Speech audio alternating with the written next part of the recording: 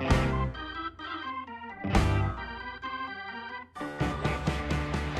him.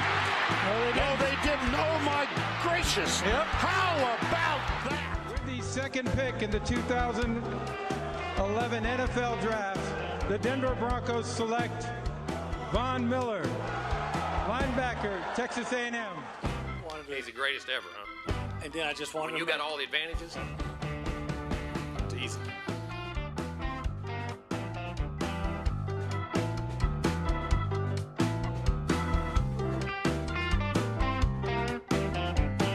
Welcome to the Aggie War Pod, a product of the Republic of Football Podcast Network, a Dave Campbell's joint. I am your co-host, Mike Craven, senior writer at DCTF. The other voice you'll hear on this podcast is a barbecue eating machine who won't shy away from a road trip or any off-key rendition of Creed. The former fighting Texas Aggie defensive lineman arrived in College Station as a 3-star prospect back in 2013. He now resides in Houston, but his heart never left. Ladies, gentlemen, reveille, I present the one, the only, Jay Arnold. Thank you for that incredible intro once again, Mike. I don't know. The eagle-eyed viewer may notice that I'm in a little bit of a different room. I spent the hottest day on record in Houston history yesterday moving furniture. So I can say that I don't recommend it. Not exactly the best experience that I've ever had, but now I have a dedicated podcast room, which hopefully will have stuff behind me and maybe a new camera, and we'll do all kinds of fancy stuff for Aggie War Pod going forward. That is the second most exciting thing that's happened this week because it's game week, folks. We made it. Yeah! 8 months of talking and writing and BSing about football that didn't exist. It is now here. Week 1, Texas A&M plays New Mexico at Saturday at Kyle Field. We will talk plenty about that game. Jimbo Fisher and a couple players met with the media today on Monday as we're recording this. So we'll talk a little bit about some news and notes from that one, including naming the quarterback starter. Before we get going, though, Home Field Apparel is our first sponsor on this show. If you'd like to join that group, please send one of us a DM or get a hold of us somehow. At Home Field Apparel, you can get 15% off of your first order. Promo code WHOOP. They have Texas A&M stuff. They have, I think, 7 or 8 of the schools within the state of Texas, a bunch of programs from across the country. So a really cool place to get some t-shirts. I'm wearing one right now. Rocking UTEP. Still sad about Saturday's loss, not because I'm a fan of the Miners, but because I had money on UTEP -2. So that was a painful way to start the football season. But also, please rate us 5-star, subscribe, tell friends, all that kind of stuff. We're a growing podcast, so we appreciate that. We've had a lot of fun, and we're happy to start our first football season together as a podcast. So that's going to be a lot of fun. Yeah, I'm just so glad that talking season's over. I know that's kind of like what we do is talk, but it's going to be good to actually talk about on the field product as opposed to hypotheticals and recruiting battles and all the stuff that isn't just playing football. I am a sports writer by trade, obviously, so I am of the opinion that a lot of times the most interesting stuff is not the football, but you need the football to be the vehicle of the interesting stuff, the players and the personalities and the coaches and the paths and the momentum and the hot seats and all that kind of the traditions, all that stuff is my favorite part about college football. But the magazine helps me in April and May kind of keep up with like college football, spring practices, everything. Man, but July and August are tough, dude. Maybe August even more so because we're like kind of back, but we're not really. You know it's going to be there. You're hearing practice reports. You don't know what's true, what's not true. So we'll find out pretty quickly. Although I'm not exactly sure what kind of test New Mexico is going to give the Aggies on Saturday. But we'll talk about that pretty soon here. For those new to the show, we separated into 4 downs, kind of like a football drive. In first down, we'll talk a little bit about Monday's press conference. Jimbo Fisher, Anais Smith, Damani Richardson, kind of the usual suspects up in front of the media. I guess the biggest part of the biggest news that came out of it, if we call it news, I think we all assumed it was going to happen. But Conner Weigman, officially the starting quarterback for the Aggies. The other thing is, I know you asked here, and we get into it. We'll name a starting quarterback. Conner will be the quarterback, the starting quarterback. But he and Max both had great camps, played very, very well. Very tough decision. You got to make a decision, but both guys be ready to play and can play, and and where we go. So I think we're very blessed. And as we saw last year, you have to have takes multiple guys sometimes to get through a season. Pray to God it doesn't.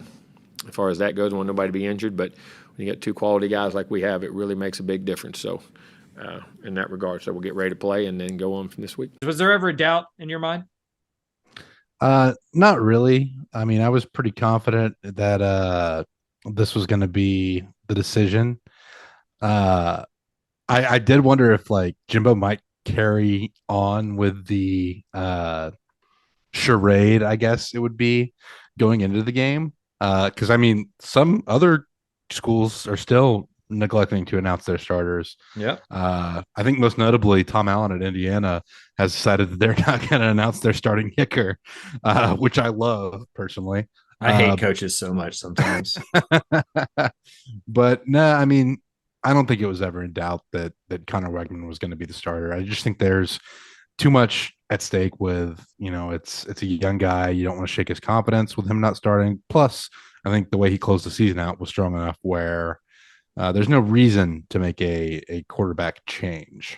Yeah, I'm with you there. I mean, 8 touchdowns, 0 interceptions last year. I mean, the completion percentage wasn't great, but he was a true freshman running an offense that I believe we all can agree was pretty archaic at times and not quarterback friendly, too complicated in today's kind of world of modern football. Bobby Petrino comes in.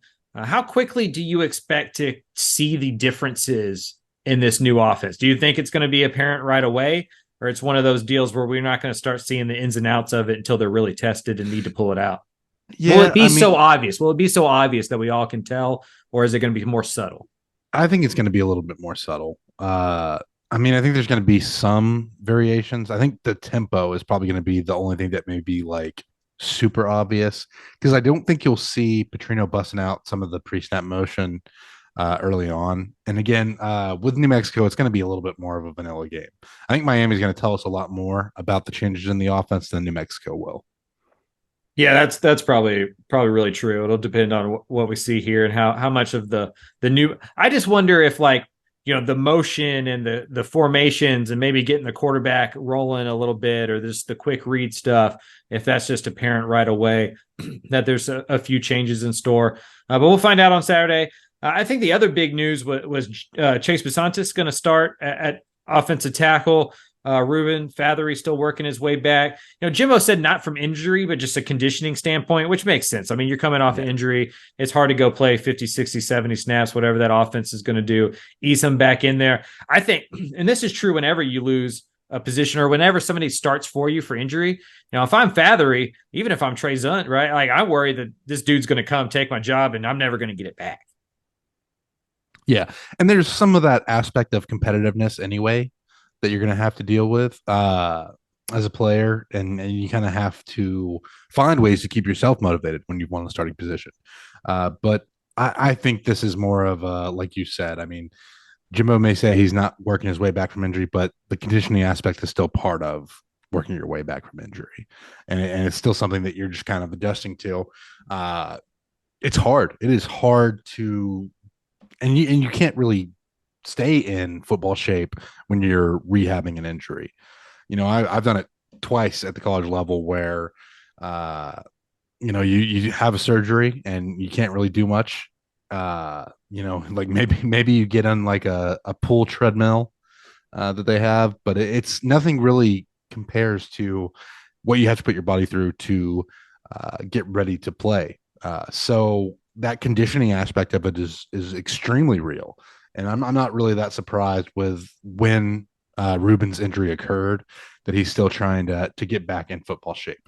I don't think it's as concerning as some people may make it out to be, right? Like it's just kind of part of the process and more to do with timing than anything.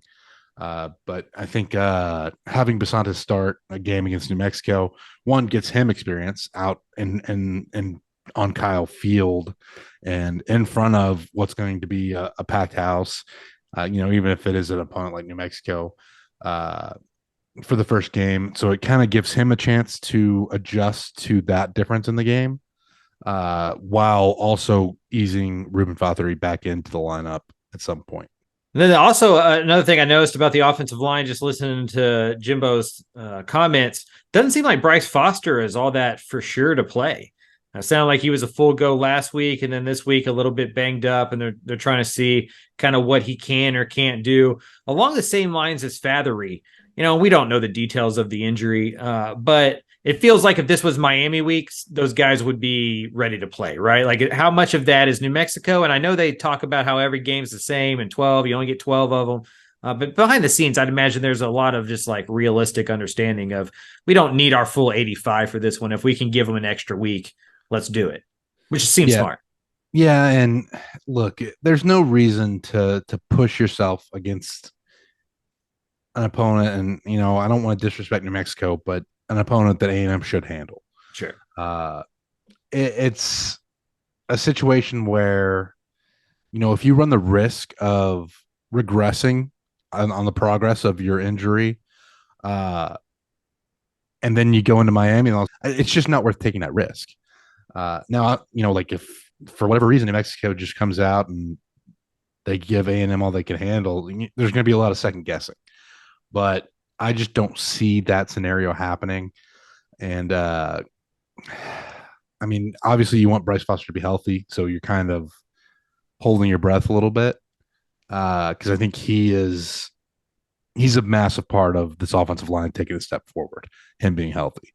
So you're kind of waiting with bated breath there. But from everything like I've heard, it's not a super serious injury. It's more of a precautionary deal here. And if that's the case, then I wouldn't be super concerned.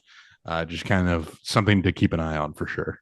Yeah, definitely something to keep an eye on. He's had injury stuff in the past, so it does seem smart to play it safe if he's banged up at all, and this isn't an SEC game or, like you said, an opponent that should push you all that much. You should trust your backups to give some other guys some reps. You just hope for him he's able to shake those just nagging injuries. I mean, as well as anybody, just like how frustrating it is, more mentally, I'd imagine, than physically, when just like you finally feel like you're getting back and then you pick something back up, and you finally feel like you're getting back and you pick something up. I hope he's not in that cycle, because to me, Bryce Foster is good for a win, right? Yeah. Like you tell me Bryce Foster plays 12 games or 11 games, my win total prediction is a game higher than if you tell me he only plays 4 or 5, right? So I think he's that important to the offensive line. And then the last little note that seems to be kind of picking up some steam, and Jimbo Fisher didn't quite guarantee it or confirm it, but he definitely talked about Torian York at linebacker in a way that sounds like a guy who's going to start or at least play a heck of a lot of snaps. People who have listened to this podcast since the beginning, way back into the spring, know you're a big York fan. I'm a big York fan from just discovering him a little bit when Jared Wiley and Quentin Johnston were at Temple, and you go to those places on the recruiting cycle. You're like, hey, coach, who's that next guy up? Hey, Jared, who's that next guy up? And they were already talking about Torian York 3-4 years ago. So not surprised that he's made this much of an impact. Anybody who watched the spring game knew he was going to play a lot as a freshman. How hard is linebacker compared to maybe some other spots to play as a true freshman? In game one, week one. Yeah, it is tough. And I mean, when I was at A&M, we had a couple guys that come in as true freshmen and played at the linebacker spot right away. Jordan Master-Giovanni was a guy that had starts as a true freshman on that A&M defense in 2013 when I played, and Darian Claiborne was another guy that played in 2013 as a true freshman at linebacker. It's tough. It's extremely tough, but York has that thing where he came in early, right? And that helps a lot in the development. And a big part of playing as a true freshman, getting in the playbook. And from what I've heard from people around the program, Torian York was a guy that got in and learned the playbook immediately. And that goes a long way towards getting on the field. And obviously he's a guy that's, maybe a little bit overlooked as a recruit, but he just seemed to really impress people with the way he played the game in high school and coming up through those levels. A lot of times I think we get caught up in the measurables. It's just part of how the game works. But Torian really seems like a guy who plays beyond the measurables. And, if he's in there and he knows the playbook, then I mean, there's worse things that you can do than throw him into the fire right away. So this is, again, like he's getting New Mexico as the first opponent, which is a nice time to kind of have your first experience in front of a huge crowd like you will at A&M. But it's going to get crazy right away. It's hard for you to play at any position, but again, linebacker as a freshman, a lot of times linebackers like a quarterback of the defense, so that's it's a challenge, and it's tough for guys to get out there. But I'm he's a guy that we've both been excited about, so I'm kind of really interested to see how it turns out. And that's a position unit that needed to be pushed. Somebody needed to come in to make some plays, and good on Jimbo and Durkin and the whole staff for best players going to play. If that's a true freshman, that's a true freshman. Like, we don't care. That's why we're recruiting these guys, right? Like, let them go out there, let them play, let them have week one, get those snaps against New Mexico. If you're going to play them a lot in week two against Miami, you might as well just like start them and let them play and figure it out against New Mexico. He started as a young player in high school. I know that's not the same, but it is hard to jump from middle school to high school as well, right? Like that's a pretty big jump, and he did that for a team that reached, I think, the state championship in 2018 or 2019.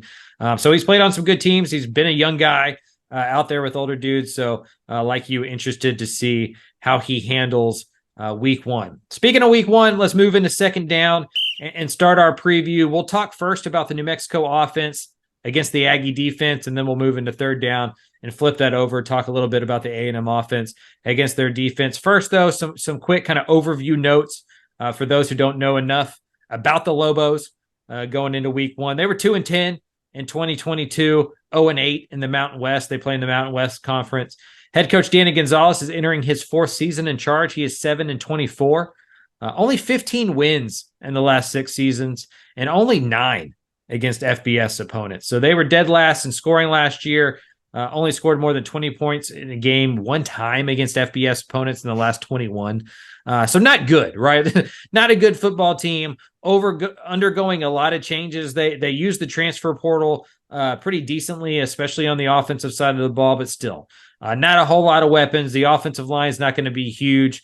They're decent at run blocking, but not great pass blocking at all. At least they weren't last year. What are some of the things that you're really looking for? You know, it's not even just the scoreboard, but just to see this defense kind of going up against the offense that it should dominate. Yeah, I mean, just improvements in the running game and being disciplined in your gaps. You look at this New Mexico offense, and obviously they were not good last year. There's been a lot of turnover. They have a new offensive coordinator in Bryant Vincent, who was the interim quarterback coach or the interim head coach at UAB last year, which is probably what helped a little bit in getting Dylan Hopkins as a transfer from the Blazers. But I just, again, like you said, it's not an offense that A&M should have problems with. So for me, it's more about seeing the new guys come in, like a Torian York, and seeing how they perform, seeing how disciplined the defensive line is, and making sure that they honor their gaps and maintain integrity there. Seeing what the situation is at corner, right? Like, I'm not expecting this New Mexico team to throw the ball around a bit. I think they'll probably try to run it a little bit more, especially because that was A&M's weakness last year.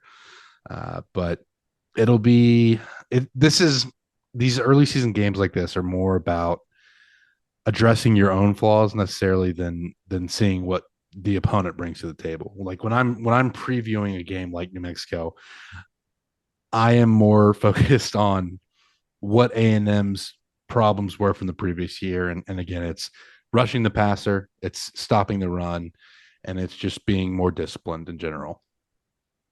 Yeah, for me, I mean, I wrote down 3 things that I wanted to see from Texas A&M defense against New Mexico. 1, just no bozo plays, right? Like, don't do anything dumb that costs you the Miami game or that makes it sloppy. Don't let anybody behind you on like a running back pass or some kind of weird trick play, because you're going to see a couple of weird things there against New Mexico. So just play smart football, disciplined, smart football. also get your fits right. You kind of mentioned that. We've talked about this a lot during the podcast, that a lot of that, the lack of running success as a defense, or lack of success against the run game as a defense, wasn't because the defensive tackles were getting pushed 5 yards down the field, or there's not talent there on the defensive side of the ball. But they just weren't in the right spots a lot of times, like just gaping holes where you're like, where is the person that's supposed to do that job last year? And then dominate, right? Like you're physically better. Like that defensive line should just absolutely, like anytime they throw a pass, you should be going down the quarterback's neck. Anytime they run the ball, the running back shouldn't be able to get a lot of momentum. It felt like a lot of times last year and the last few years, Texas A&M's played with their food a little bit defensively. Just like go out there and be the dominant team that you're supposed to be. Like you mentioned, I don't see the game plan being to throw the ball around the lot, right? They just don't have the guys to block up front. They don't have the weapons outside. I mean, they should be better outside than they were last year. Luke Wysong is back, who was their leading receiver last year. They added Caleb Medford from TCU, who's a pretty nice player. Just a loaded wide receiver room at TCU. He'll do better at the G5 level. Jeremiah Hickson moving up from Alabama State, pretty decent, solid little player. And then DJ Washington is a big dude, like 6'5", from JUCO. Didn't have the grades coming out of high school, but a pretty talented guy. And so just kind of how you match up against those bigger wide receivers will be interesting. But they'll probably lean more on the running game, try to keep the clock moving, try to just navigate through any problems. ULM transfer Andrew Henry's a pretty good player, and then they bring back Christian Washington. So not an offense with a lot of weapons, not a team that is going to surprise you and threaten you with a lot of stuff.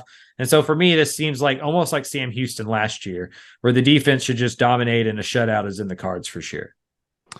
Yeah. And the other thing too that I'm looking at is just New Mexico historically as a program, like we talked about, they're not going to throw the ball. I really want to see if the defensive line makes big plays like we expect from them, right? Like you want to see this defensive line take over the game. Like you said, A&M's defense has a tendency to play with their food. I just want to see from the first snap, guys like McKinley Jackson and Walter Nolan kind of creating havoc for that New Mexico rushing attack, which again, I think they're going to try to lean on with A&M's deficiencies there last season and the fact that New Mexico hasn't been good at throwing the ball. Can that be hard? Like as a defensive player, like, or I guess even as like an offensive lineman, like, can it be hard to kind of go into those games where you're supposed to be physically dominant, and then just like go out there and do it? Like, is there a mental side of that to where this isn't going to be an even matchup? I need to just go destroy this dude. Yeah, there's definitely an aspect to that can be a little bit challenging from a mental aspect of the game. So it starts in practice, right? Like from the beginning of the week, like, this opponent, you see them on film, they're getting beat by guys. They're a team that went 2-10 last year, 0-8 in conference. When you're watching them on film, you look at it and you immediately see some of the deficiencies. So in your mind, you kind of have to, one, stay motivated, right? Like you want to make sure that you're still taking it very seriously and still watching the film and picking up on tendencies and seeing what you need to do to play better. But at the same time, like it can be good from an aspect of you're thinking about it like, wow, I get a chance to really show how much better I am. And there's some motivation to that too, because I mean, got to be honest with you. If you're a competitive guy, like you want to beat the best, but you also want to just dominate opponents who shouldn't be on the same field with you, right? So there's that aspect of it. It's kind of finding that balance between, not, completely overlooking an opponent, but also being reasonable from a game planning perspective, right? Because like if you're DJ Durkin, you don't want to show everything that you have in the bag of tricks. And I'm sure we'll talk about that with the offensive side of the ball too, but you're hoping to win this game and dominate without getting deep into the playbook. So you've never felt bad You know what I mean? Like, No. you're like 3/4 in, and you're like, man, I'm just ragdolling this dude. Because I've had some guys in high school tell me that, like those big 4 or 5 star guys that, like, especially when they're at the 3, 4A level, you know, when they're not 6A guys, where it's like sometimes it's hard just to go beat people up and like bully them. But I guess at the college level, it's close enough to where it doesn't feel like it's close enough. And like most of these guys were the guy still at their high school. If you're playing Division I football, like you were a pretty good athlete. You can tell I've never physically dominated somebody before because I'm intrigued by the idea of it, and you know, I've just never experienced it. Well, clearly. and honestly, for me mentally, like I had to flip a switch because that, like, what you need to be able to play defensive line, that's not who I mentally am as a person. And so I couldn't, in my mental process, think of it that way where I feel bad for an opponent. Because like I have to have a certain level of intensity to be able to execute what I need to do as a defensive lineman. So, I mean, for me personally, I was just like, you know, this is a chance for me to better myself, right? Like, I guess in that sense, coaches talk about that, like you're competing against yourself.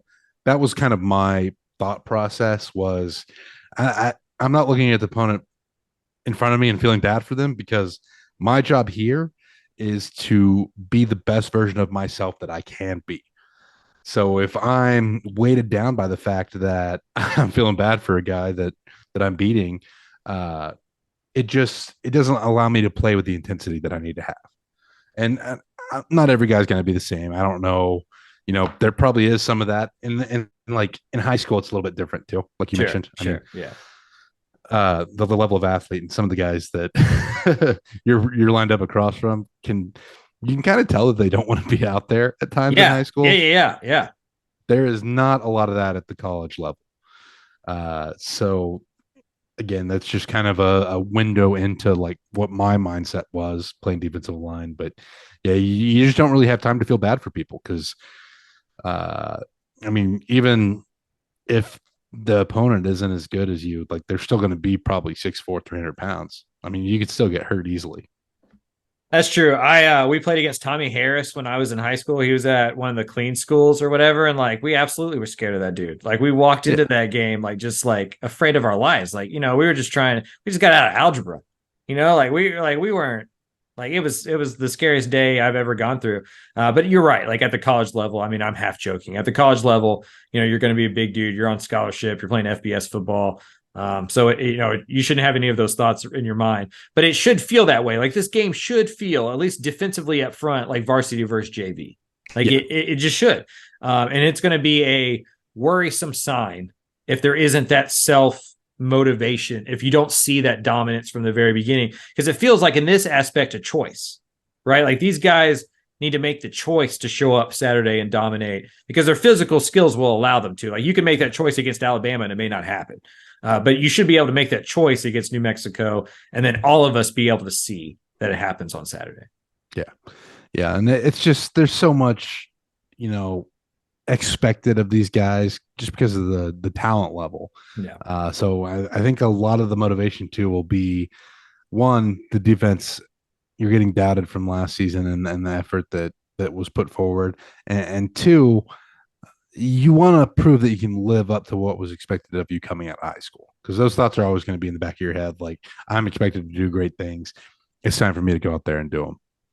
Is York the young guy that you're most excited to see? Because like for me, that's also my favorite thing about week 1 games is just like as a recruiting nerd is seeing all the guys that I've covered and thought about playing college football and get a glimpse to see if they're who I thought they were or if they're not even on the field yet, just kind of how that shakes up. Yeah, I think York and then another guy is Javon Thomas. Yes, are probably the two defensive guys that I'm most excited to see from a youth standpoint. I haven't heard as much about DJ Hicks as I thought I would at this point. Be interesting to see if he gets on the field. I don't know if he's battling kind of injury. He's one of the guys that didn't show up in the spring, so obviously playing some catch up. But in a game that should be pretty lopsided, you know, maybe some of those true freshmen get out there, you know, because they get 4 games now. Before they're able to burn their red shirt. So that's the other thing too, is kind of see who the first guys up are off the bench and who those young guys are that feel like they earned some snaps. I always enjoy that early on. Plus, I mean, the defensive line group is just incredibly stacked, right?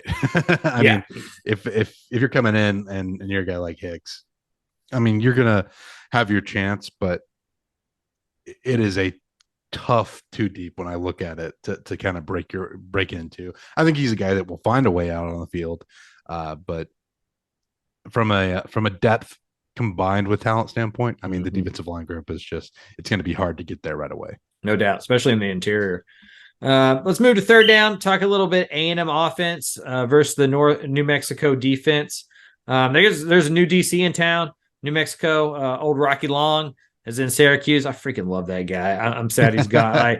I hope he does well at Syracuse. Just a legendary personality and a big figure out there at New Mexico. So good luck to him. I don't think a lot will change defensively in terms of schematics and stuff like that. I mean, I guess nobody runs Long's defense the way he does it, but I think they're going to have kind of a similar format there. They did lose a lot defensively. And nowadays with the portal, when you lose your defensive coordinator, you're going to lose a lot. Like a lot of the guys who didn't graduate it ended up jumping in the transfer portal. So just a whole new cast of characters over there. Sayer Riley is probably their best player. Ray Leotelli, I can't say his last name. He's back from injury. He's their middle linebacker. He probably lead the team with tackles. Dante Martin at cornerback's pretty good. Added another TCU transfer this time on defense and Diarco Perkins McAllister. So a couple pieces there on the New Mexico defense. None of them going to scare A&M's offense. The biggest mismatch here, probably offensive line, defensive line, but also the skill positions of A&M should dominate against this secondary, against these linebackers. That's a tough first assignment for a lot of the new faces on the New Mexico defense. Just go out there and cover Anais Smith and Evan Stewart and try not to get blocked by Layden Robinson and all the other guys. So what are you kind of looking forward to on Saturday from this offense, and why is it if the offense looks like it's Bobby Petrino's or not? How many times, I guess before we start really talking about this, how many times do you think the camera goes to Petrino on the sideline to see who's like holding the playbook up to call plays? Like how much is that dissected on Saturday? Oh, it is going to be the storyline for sure. They should put a little box at the bottom. Yeah, but even more than the play calling, I'm just interested in seeing tempo changes, right? Yeah. Jimbo's offense, a calling card of it is running the clock down just almost every snap. I just want to see, not a whole bunch of timeouts burned for delay of game avoidance, right? Like that's one thing with this offense that frustrated me a lot. Watching it was the amount of times that timeouts had to be called. And obviously there's going to be some of that because it's the first game of the year. Like those kind of issues are kind of unavoidable. But with Petrino having a little bit more variety in tempo, I like to think that we're going to see him less. So that's the biggest aspect of the offense that I want to see is just a little variety in tempo and not constantly running the clock down. Other than that, I mean, offensively, I think I just want to see the feed the studs philosophy in practice. I just want to see how they spread the ball around because there are so many incredibly talented offensive weapons at the skill positions. Yeah, for me, I kind of wrote down three things again, like I did for defense, and it was kind of like what we're talking about with the defense. The offensive line needs to dominate. I don't care if it's, no Bryce Foster out there, Fathery's not there. Like, y'all are 4 or 5 star recruits. Y'all are way better than New Mexico. Go open holes, go dominate, set the tone. Every coach I ever know says that the offensive line kind of sets the toughness of your football team. Go be great against New Mexico. I want to see Ruben Owens. Like I'm here for the Ruben Owens show, whether that be special teams, whether that be as a running back, whether that be out of the backfield as a receiver. Maybe we see him a little bit as a slot player on occasion, like Devon Achane was used, especially early in his career. I don't think Jimbo gets enough credit for the positionless football stuff. He's been kind of doing that for like 5 or 6 years of using running backs as wide receivers as running backs. Ruben Owens seems like kind of the next in line to be that guy. And then also just the lack of turnovers, right? Like be secure with the football. Don't make any bonehead plays as the quarterback. We'll probably see a couple quarterbacks. And then, running backs just, hold on to the football, wide receivers, that week 1 stuff that you can't afford in week 2. Like for me, week 1 is all about like getting all that out of your system and seeing if you're a clean football team. We'll find that out with A&M because they need to become one pretty quickly. because as we saw last year against App State, like you can start losing games early. It's not going to happen against New Mexico, but you can start losing games early because of some of that just silly stuff that you should have ironed out in August.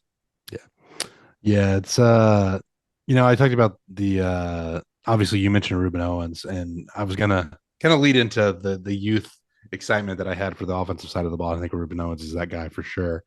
But yeah, I mean, minimizing the mistakes is generally what you want on both sides of the ball for your first game of the season. Man, I remember going through camp, and after the first game of the year in 2013 against Rice, like in 2014, we were going right into conference play against South Carolina. But for both contests, the emphasis in camp was placed on not making mistakes that were going to negatively impact the game.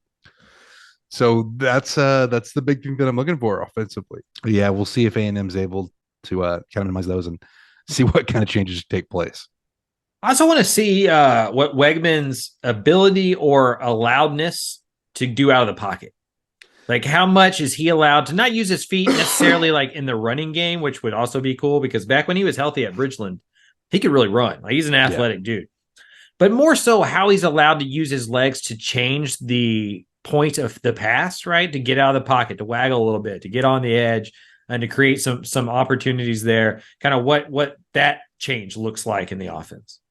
Yeah, and again, this may be something where we don't see a lot of that just because it's New Mexico and you want to keep them healthy.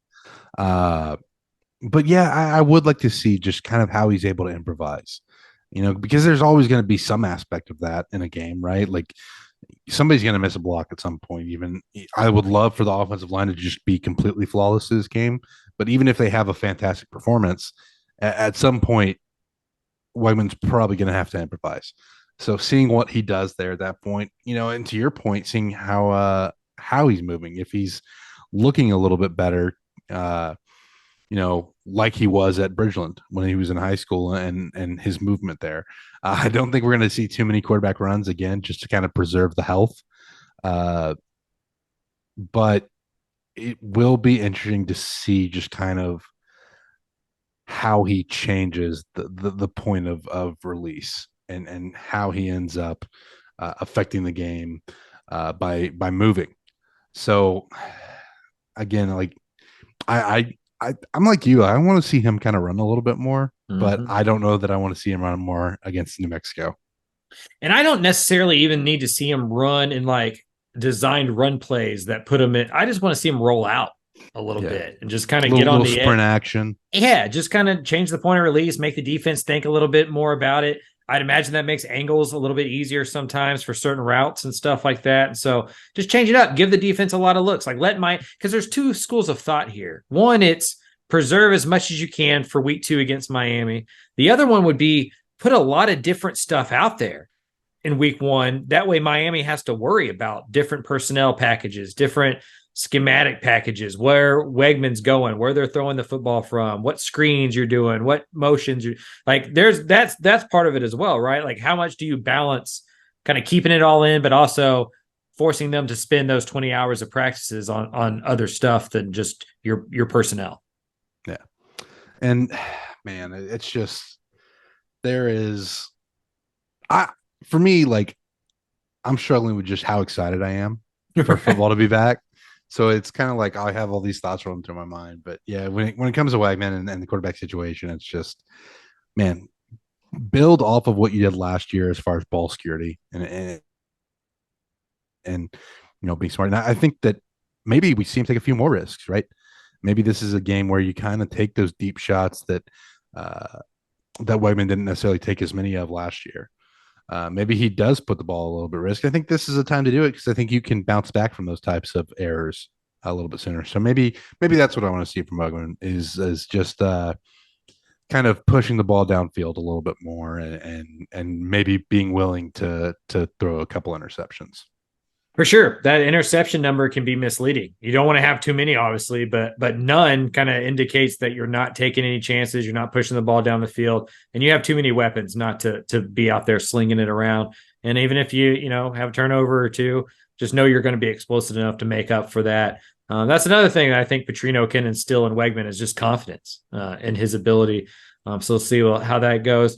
Before we move on to fourth down and Ask Jay, I guess I'll start off the Ask Jay segment in fourth down with a question. What's your score prediction for Saturday? I'm going to go with 45-10. I should know this because I'm a gambler, what the line is. I think I'm not looking this up right now. I think it's like 37.5 the last I saw. It might climb to 38 just to kind of get that hook. As a gambler, let me give you a piece of advice. Buy or let go of that half point if it's at 38 and you believe Texas A&M is going to cover that. Sell that half point or buy that half point, depending on which way you are with that line. If it gets to 38, that sounds about right, though, right? Like, what did you look it up? 38 points. Dang, I'm pretty good at this thing. Or I just the over under is set at 49. I might take the over on that. Yeah, I won't. I won't do that math quickly off top of my head or whatever. But that means that they're not expecting New Mexico to score that much at all. I'll probably go like 42-10. Texas A&M. Maybe allow a late touchdown with the third string out there, the freshman out there, something special teams or a turnover or something. I don't see them getting much after that, and I don't see A&M kind of putting the pedal to the metal and trying to score 50 points and blow out the team. I think Sam Houston last year was like 34-0 or something around kind of that score line. Give me 42-10. I think the offense looks really good early on, and the defense shouldn't allow much at all.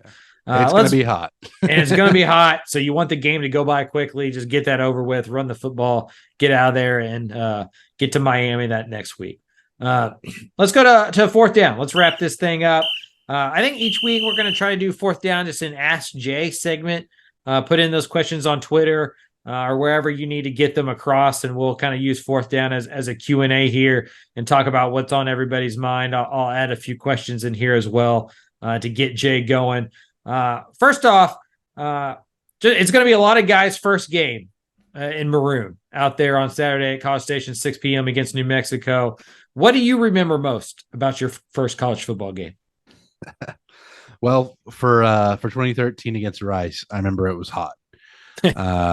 That's one thing that will always stick out to me. But my first game, and here we're going to get into a fun story here for a second. My first game, I did not think I was going to see the field at all that season. I thought I was going to redshirt. And adding to that fact was a week before we had our end of camp, meet the Aggies, and team picture day, where I knew we weren't going to be practicing. So I may have overindulged at an event the night before and slept through meetings. This was before you were 21. Allegedly. And again, I'm not telling you what activities I may have indulged in. Sure. I was up late and I ended up sleeping through meetings. So I really thought that I was not going to end up playing the next week. And, at some point somebody gets a little dinged up and needs a little break. And Coach Price ends up basically throwing me out on the field because I wasn't paying attention. And that will always be my most vivid memory of my first snap in college football. In Kyle Field in front of, however many people were there at that time, just going out there and thinking, oh no, I am actually out on the field. And I did not think, I was mentally, like I had gone through the playbook and everything. I knew all that. I just didn't expect to actually see the field. And then sure enough, I got my first snap against Rice in 2013. That almost feels like the better way to go about it because it didn't sound like you had a chance to be nervous. Yeah, there's a little bit of nerves because anytime you run out on the field, and I was like, because like at that point, the A&M entrance, we had to like walk under the west side of Kyle Field, down to the tunnel at the far end, and then come in. I was nervous because I thought I was gonna like trip running out on the field. I was like, don't fall, don't fall, don't fall. But that was like the extent of my nerves because I was like, all right, cool. Now I'm just gonna watch the game from the sideline. Stand in front of the air-conditioned benches and the fans, try to stay cool. And then all of a sudden I'm out there and I'm like, okay, well, here we go. That's wild. That's pretty funny. Shout out Coach Price. Obviously, going to be a first season in a long time without him around. Yeah. What do you remember the score?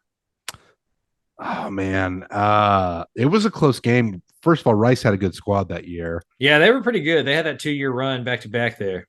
Yeah, and there was the Walter twins. I think they were also good. the game that Johnny was suspended for the first half. Oh, that's right. Yeah. So it was an interesting first game to say the least. But I think it was like, I don't know, our defense was not great. I want to say it was like something like 52-38 or something like that. I'm gonna have to look that up now because that's gonna bother me. But that the final score is not what I remembered from that game. I also remember that we gave up a ton of rushing yards. Was the other side of that. The final score was good. They had a couple of good running backs from out of Crosby. The Walter twins were there. I can't remember if Dillard was still the quarterback there or not, but Rice was pretty good. Taylor McCarg was the quarterback. Yeah. Okay. And then so the final score is 52-31. I think McGuffey was there too at that point. Yeah. So yeah, it was an interesting game for sure. It's kind of weird how like some of the little details come back to you on stuff like this. Yeah, Rice, they're going to get boat race this weekend probably. They start their season at Texas, so that won't be a much easier time for them. I don't see Texas A&M allowing 31 points this week. I'll take the under on if they allow fewer points than you did. No wonder you needed to get on the field so quickly back then. But also, I guess another question we got was, how do you think the Jimbo Petrino dynamic plays out in the season? Man, it's an interesting one, right? Because I think we'll find out more about the dynamic in the close games. So it may take a while to find out how the dynamic's going to play out. But I can't help but wonder if we've just overblown this whole thing. I mean, I think we have.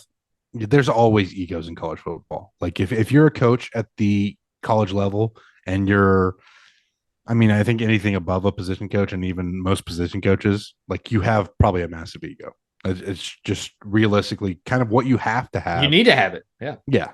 To have the confidence in yourself to coach that level.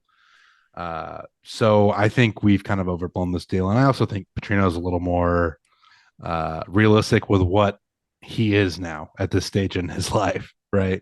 Like I think there's maybe a little bit less ambition, considering he's kind of been to the highest level that he's probably likely to reach.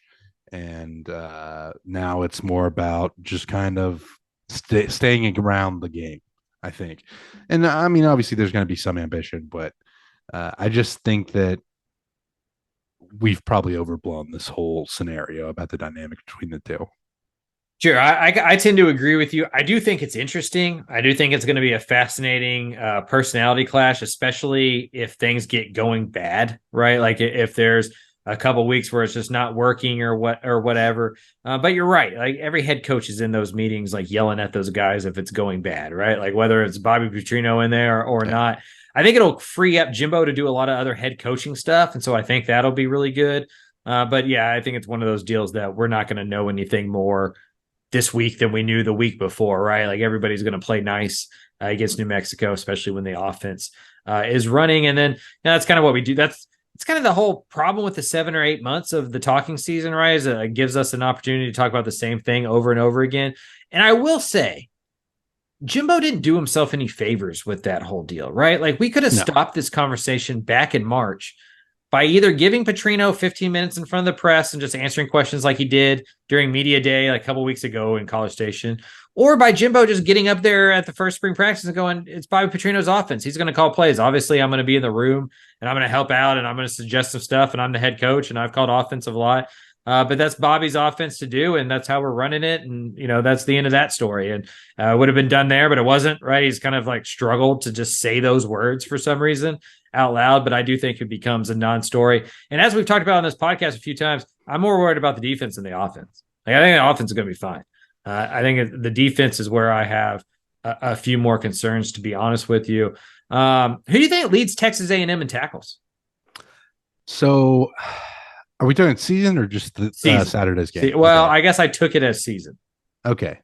I I think in the season, I think you're going to see one of those linebackers lead the group in tackles, and that's kind of what you want, right? Because your defensive tackles and defensive line are going to be eating up the blocks, leaving the linebackers to make the plays.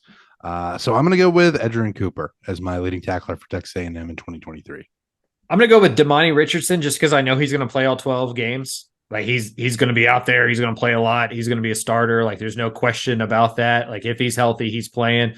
Where at the linebacker position, there may be a lot more kind of rollover or turnover or guys getting different snaps because they're not performing to a level or they get dinged up or there's just other guys there, rotating. Like Damani's going to be on the field like 98% of the time.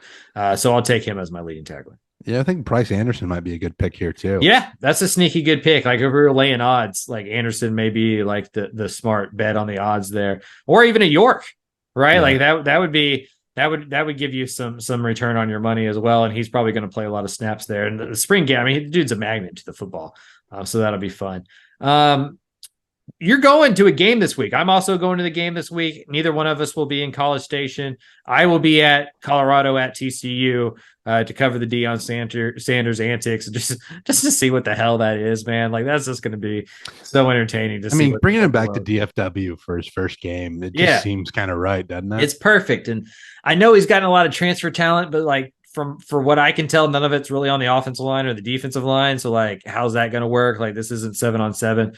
TCU is going to beat them up. And what I'm really curious about with the Deion Sanders 2023 tour and maybe in 2024 is how these coaches go about beating the crap out of Deion Sanders. Because there's a lot of people in the coaching fraternity that don't like to run up the score on other coaches. You never know when the shoe's going to be on the other foot. You don't want to embarrass the person because they may embarrass you. You don't know who you're going to work with in the future, and now all of a sudden you just beat that team by like 70 points and now you need a coordinator, and so you don't want to. But in the era of the transfer portal, a lot of these coaches, whether they'll go on record or not, do not like the tampering. They don't want other coaches in their rosters trying to get guys out of there. And Deion Sanders, unapologetically, I might add, is that dude. Like he bought Houston's running back. Like he just did, right? And like Sonny Dykes is close to Dana Holgorsen. And I know there's some stuff behind the scenes with Deion and Sonny as well, because like TCU starting center played at Jackson State last year and didn't follow him to Colorado. He came to TCU. Like there's just stuff within the coaching. So I'm curious if like people step on Deion's neck, because now's the time to do it. Like Colorado's going to get better. Now is the time to take advantage of Colorado and Deion Sanders. And I just wonder if it's 40-7 in the fourth quarter, if Sonny's still out there scoring points or if he calls off the Dogs. Yeah, the flip side of that too is you talk about the coaching fraternity and guys that have worked together, and Deion Sanders kind of had a different path to coaching in college football. So there maybe not as many ties there as far as guys being a little bit reticent to run up the score.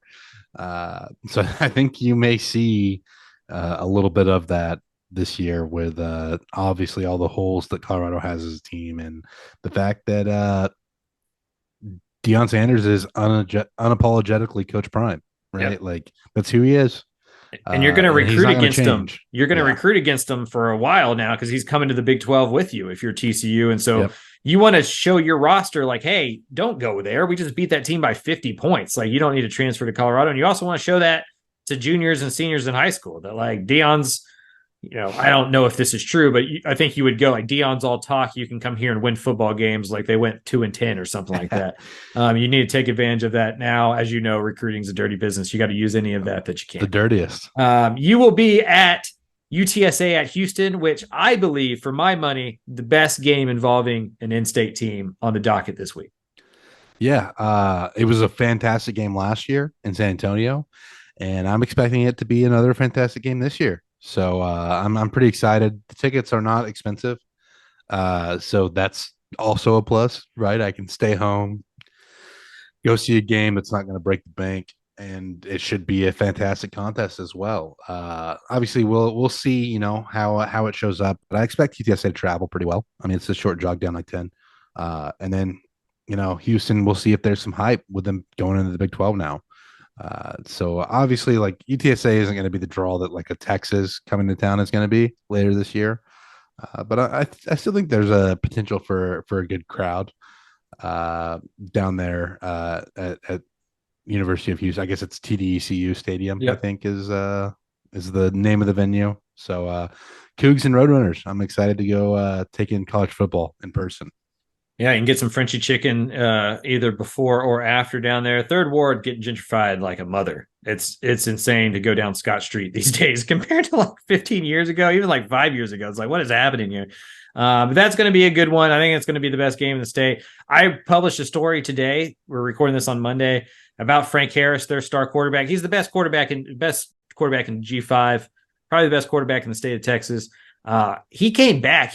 He's a victory for NIL because without it, he declares after his last senior year and goes to either the CFL, the XFL, or NFL, maybe a training camp and tries to get on there, just goes and lives a regular life. But NIL made it enticing enough for him to come back for another year of UTSA. And then he was just going to go in for a routine cleanup. I'm sure you've had one of those, like just going to go in and clean up for a scope, going to get some scar tissue out of there. Well, it didn't work. So he goes back for a second one and then gets infected. So he can't walk at all in March. He can't walk at all in April. He quit football. Like he told the coaching staffs he was going to medically retire because he was in so much pain. I didn't think he was going to get back. UTSA got a new surgeon, just coincidentally. It didn't have anything to do with anything that had happened. They got a new surgeon in April. And that guy goes, hey, I think I can fix this thing. Just give me a shot to fix it. And I think he'll be back. He goes in for the 4th surgery in 4 months on his left knee. It's 7th total on his left knee. He's had 7 surgeries on his left knee alone. 10 total, just like since he's been a senior in high school. He goes in April. The new doctor fixes it, clears it up. He's able to start walking again by May, running around again by the end of June, throwing the ball for the first time since the bowl game in July, and is a full participant in August and is going to give it a go one more time. He's in year 7 UTSA, dealt with a lot of injuries early on and then emerged as a superstar. So excited to see him there. As anybody listening still can tell, I wish I was in Houston for that game. That's going to be a really good one. I'm hoping I get somewhere with the TV to watch that one after the TCU game. And then lastly, we're both soccer fans. Nobody laugh out there. I know soccer still has this weird stigma in the United States. I just want to go off on this rant real quick. A 3-0 game in soccer is 21-0, right? Like I love football. We're doing a football podcast. I am a football writer, so don't say that I hate football. We make up the score, right? Like if it's 28-21, it's 4-3. Like we act like they've scored a lot more points, but they haven't at all. One question, is Tottenham Hotspurs better off without Harry Kane? No. That is the correct answer. Yeah. No, I will say that I am loving Ange Ball. As a Tottenham supporter, it is so much more exciting than what Conte put out there, and what Mourinho put out there, and going back to Nuno, and basically since Pochettino left or was dismissed, Tottenham they've been somewhat competitive, off and on, floating around the Champions League mark for the Premier League, but it hasn't been exciting to watch. With Ange Postecoglou, it is going to be fun no matter what. Like we're probably going to lose some games and give up some goals, but man, it is so much more fun to watch this style of football. And I also think that I nailed the pronunciation of Postecoglou's name. That was nice. Which I'm most excited about in this thing. But no, Harry Kane is a generational player. Tottenham's not better off without him. I think they would have scored more goals over the past few weeks if they had him. I mean, like no disrespect to Richarlison, he had some of the best goals of the World Cup for Brazil, but he's not the striker that Harry Kane is. And so, like, people, there are contingents within Tottenham's fan base that are like, yeah, we're better off with Harry Kane. I mean, look at how the season started, but no, that's just nonsense, rubbish, I think we would say, in Premier League talk. I do wish Harry Kane the best. I hope he gets some trophies, which he should, at the minimum, get a Bundesliga trophy playing for Bayern Munich, because I think they've won like 11 of those in a row now. But Tottenham's not better off without him. They're not better off without them. They're better off with this coach, though. I mean, they're playing a fun brand of football. I will say they hadn't really played anybody. I mean, Man U was a nice win, but that team stinks. So we'll see how that goes. I'm a Liverpool fan. For those who don't know, there's a Liverpool scarf behind it. Tottenham and Liverpool play each other September 30th in Tottenham. We're going to need to come up with some kind of like Aggie War Pod bet on that deal to see how it goes. Both teams with 7 points through 3 games, tied atop the table under Man City. I don't count Man City. Yeah. They're their own. They're playing their own thing. Like they're playing a completely different sport.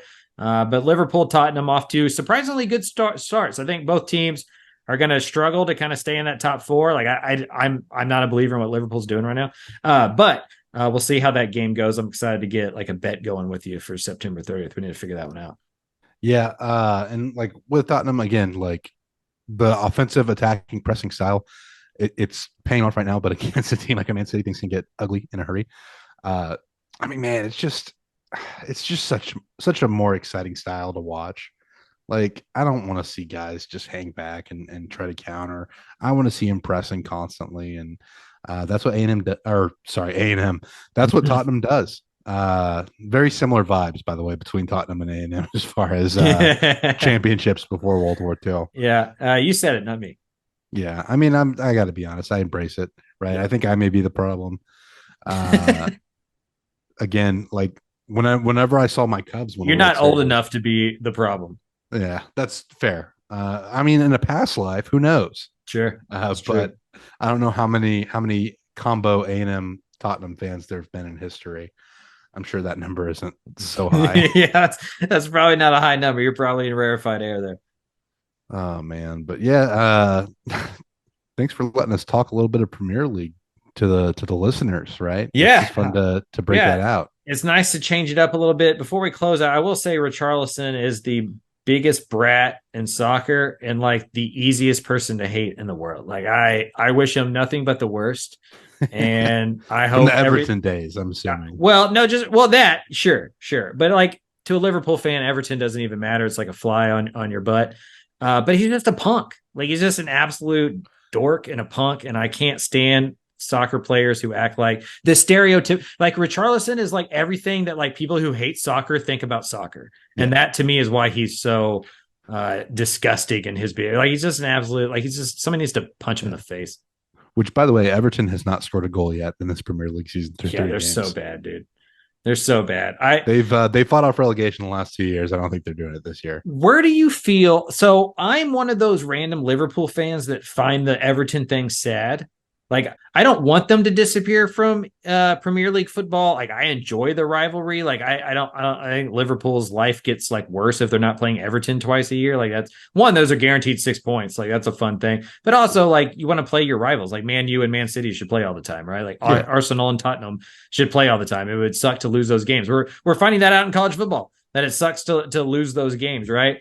But man, they are bad. They are so bad. Like as Liverpool's like trajectory has been like the opposite, that's got to be torturous. Like it's absolutely got to be torturous to be an Everton fan. Yeah, I'm definitely glad to not be an Everton fan. But I agree with you on the rivalries thing. I mean, like looking at TCU and SMU, like the Iron Skillet going away pisses me off. Yeah. And I get that. Like I don't really have a say in that as not a fan of SMU or TCU, but man, I just feel like that's what makes college football special is those regional rivalries, and to see them go away, it makes me mad. And that's like that's pure elitism too, right? Like that's TCU going like, we don't need y'all anymore. Like we've outgrown this thing. We have 9 conference games. Like we're not trying to like, because it's not a money game. It's not somebody you can just kill. It's like one of those like lose-lose situations. This is why Texas is probably not going to put Tech on the schedule or Baylor on the schedule or TCU on the schedule. Because if you lose, they just use that against you in recruiting and they like post it up everywhere and the coach goes viral for talking crap after the game. But if you win, nobody cares. They're like, you're supposed to beat that team. So like, it's not like you can use it. And so like TCU is just like, hey, we've grown past this. But what's funny about it is SMU is about to join the second best conference with the Texas affiliate when they join the ACC tomorrow. Because like Texas A&M and Texas are in the SEC, so that's the best conference with Texas teams.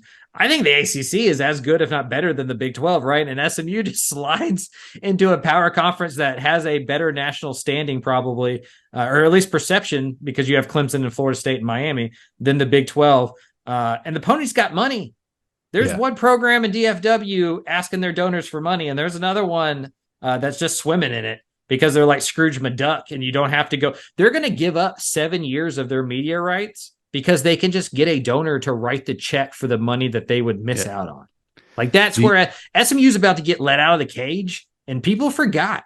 Like, there's a lot of money in Dallas. There's a lot of football talent in Dallas, and if you allow them to become the place that gets to go to the playoff or something like that, like, that's going to be a problem for a lot of teams in the state of Texas. What I'm going to say on that note is that SMU and Miami have a few more similarities than people realize. Yeah, oh, man. Yeah, 100%. And, I mean, the head coach for SMU right now is the offensive coordinator at Miami before, and there's like 7 Miami players on the SMU team that transferred over. They're getting a lot of those transfers back into the DFW area. Like, SMU is a sleeping giant, like, for real. Like, it's going to be funny that the thing that buried them, like the thing that got them the death penalty, paying players, is the thing that's going to like rejuvenate that program, and that's paying players, right? Yeah. Like SMU is back because of the NIL. And if you allow them into the ACC, into a Power 5 conference, like, buddy, that TCU SMU recruiting rivalry, especially since they don't have to play anymore, that's going to get intense. And so, and Sonny was just at SMU. Like, Sonny's won the last 3 Iron Skillets, 2 of them as the SMU head coach. So, yeah, anyway, you got me ranting on like the rest of the state of Texas. Like, we're now getting into my wheelhouse. And so I enjoy talking about that stuff. But yeah, it's going to be a fun final season of real college football. Yeah. While we're on the topic of the ACC, hot take, Duke is going to beat Clemson this weekend. Wow. Or I guess it's on a Monday. So yeah, that's not happening. But that is a good hot take. That is going to be my hot take. I think we're burying Clemson in a way that we shouldn't. Like, I think Clemson's about to do what Nick Saban's about to do, where like every single time you close the door, like, they're going to be really good. And like, I don't think Clemson's going to be like back to the national championship good, but they're going to win the ACC. I think we're a year too early on Florida State. I do love Klubnik. Yeah, that's where a lot of my confidence comes from. Yeah, understand. Bias. Where my bias comes from, probably. This Duke defense may have some tricks up their sleeve for a first game of the year. Clemson on the road, maybe not expecting as much of a challenge from a school, but that's where I'm gonna just sprinkle a little bit of money line. I like it on Duke. Hey, sprinkle away, man, sprinkle away. LSU, Florida State on Sunday. It's gonna be badass. I love this first week where they kind of spread that around. Then Saturday we're gonna both be at. Dude, it's here. Like, it's absolutely here. Like, I pick up my rental car on Friday and drive to Fort Worth. Like, I'm super. I may just Friday night go walk around TCU's campus just to like soak it in a little bit because it's around. Go eat Old South Pancake House or some stuff like that. Stay away from the stockyards. Yeah, 100 ball. No doubt there. No doubt there. All right. We will have probably a more intensive breakdown of the game next week. Because it's a little bigger game. We'll have film too. Yeah, we'll have film, and like, I wasn't going to go position by position matchups for New Mexico versus Texas A&M, but it's something we can do more of for Miami next week. So yeah, we made it. Thanks for everybody for listening. Please rate, subscribe, 5-star, share with a friend, put on social media, shop at Home Field Apparel, use the promo code WHOOP, and we will talk to you next week after week 1, going into week 2 when they play Miami. For Jay Arnold, for Mike Craven, for Dave Campbell's Texas Football. Peace.